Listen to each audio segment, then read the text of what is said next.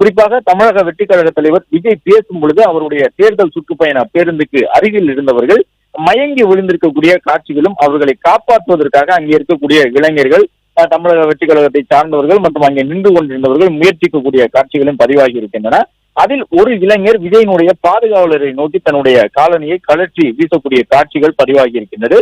அவருடைய நோக்கம் என்பது கீழே மயங்கி விழுந்து கிடக்கின்றார்கள், அவர்களை காப்பதற்கான நடவடிக்கையை மேற்கொள்ள வேண்டும் என்ற அடிப்படையிலே அந்த பேருந்தில் நின்று கொண்டிருந்த விஜய் மற்றும் அவர் அருகே நின்று கொண்டிருந்த பாதுகாவலர்களை நோக்கி தன்னுடைய காலணியை கழற்றி வீசக்கூடிய விதமாக இந்த காட்சிகள் பதிவாகி இருக்கின்றன. அது மட்டுமல்லாமல் அவர் விஜய் பேசும் பொழுதே கதற தொடங்கி இருக்கின்றார் என்பதையும் புரிந்து கொள்ள முடிகின்றது. அதாவது இங்கே ஒரு அசம்பாவிதம் நடக்க தொடங்கி இருக்கின்றது, யாரும் தப்பித்து செல்ல முடியவில்லை.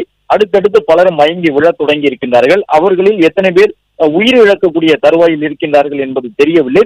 இங்கே சிக்கி மயங்கி கிடப்பவர்களை உடனடியாக மீட்டு அழைத்து செல்ல வேண்டும். அதற்கான உதவியினை விஜய் மேற்கொள்ள வேண்டும் என்ற அடிப்படையில் தான் அந்த பதைபதைப்போடு தவிப்போடு என்ன செய்வது என்று தெரியாமல் அந்த இளைஞர் தன்னுடைய காலணியை கழற்றி வீசக்கூடிய வகையிலே இந்த காட்சிகள் பதிவாகி இருக்கின்றன. மேலும் அந்த இளைஞர் ஒரு 5-6 நிமிடங்களுக்கு தொடர்ந்து பதைபதைப்போடு தவிப்போடு கிட்டத்தட்ட ஒரு கதறிய மனநிலையிலேயே இருக்கின்றார் என்பதையும் புரிந்து கொள்ள முடிகின்றது. எப்படியாவது அங்கே சிக்கியிருந்தவர்களை மீட்டு விட வேண்டும் என்கின்ற நோக்கத்தோடு அவர்கள் தொடர்ந்து அங்கே மயங்கி கிடந்தவர்களுக்கு முதலுதவி சிகிச்சை வழங்குவது, உடனடியாக அவர்களை மீட்டு வெளியில் எடுத்து செல்வதற்கான முயற்சியில் ஈடுபட்டது. தங்கள் கண் முன்னால் அடுத்தடுத்து மயங்கி விழுந்தவர்களை காப்பதற்காக யாருடைய உதவியேனும் தங்களுக்கு கிடைக்குமா என்ற தவிப்போடு நிற்பதாக அந்த காட்சிகள் எல்லாம் பதிவாகி இருக்கின்றன.